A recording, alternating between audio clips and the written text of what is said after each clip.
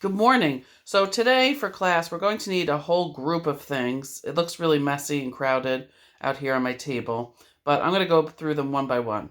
So remember the packaging, the resources you had, those pop art images? I had Airheads, I had mac and cheese.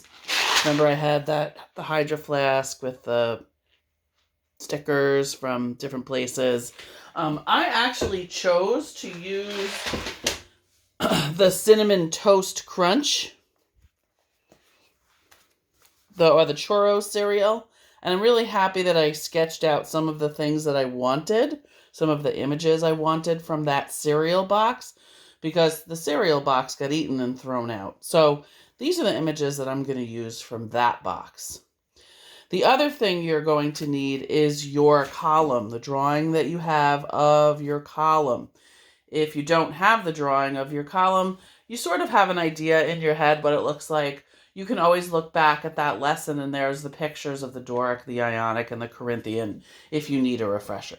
So you need your packaging, right? Your resources. You need your column. You would need your notebook or a good piece of paper. I brought a second notebook so that I can work back and forth, but you don't need a second notebook.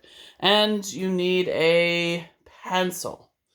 If you have a ruler is a very handy thing to have. If you don't have a ruler, that's okay. You can always use an index card. I'm using an index card today because I can't find my ruler. So what we're working on today is actually our composition for our drawing. And we're going to work in pencil. We're going to incorporate both that column and the images that you got from your pop art packaging. So I want you to redraw your column, and I want you to think about where you want it to be on the page. Do you want one column or do you want two columns? Do you want one of your columns to go this way and one of your columns to go this way? I saw a student, I think it was Tristan, who put a column that sort of went like this and was broken. So it was like ruins. Part of the column was here and it was falling over. Is that part of your composition? Would you like a really big column right in the center? Or would you like a very, very tiny, tiny column somewhere in your drawing? But when you start your drawing, what I want you to think about, number one, is your composition. That's where your shapes are, the way they're oriented. Are they up? Are they down? Are they sideways and diagonal? Any of the things about how to fill your space in your composition. You can use one column. You can use multiple columns. You could make a building out of columns. So that's the first thing that we want to think about today. So I just want you to think right now about the orientation and the placement of your composition using your columns. After that, we're going to take a break and I'll restart our video for part 2. Part 2.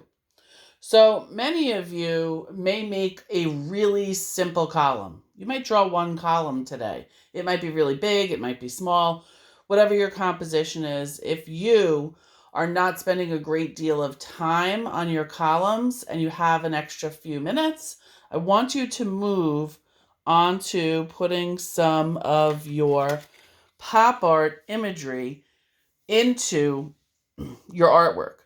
So when we make these columns are going to be plain. Nothing's going to go inside of these columns.